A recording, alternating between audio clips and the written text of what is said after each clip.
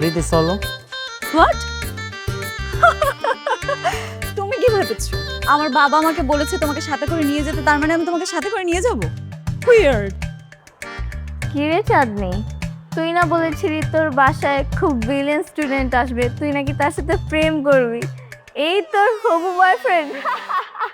আশ্চর্য দোস্ত, তুই মজা কেন নিচ্ছিস আমার সাথে? আমার এক্সপেকটেশন ছিল হাই।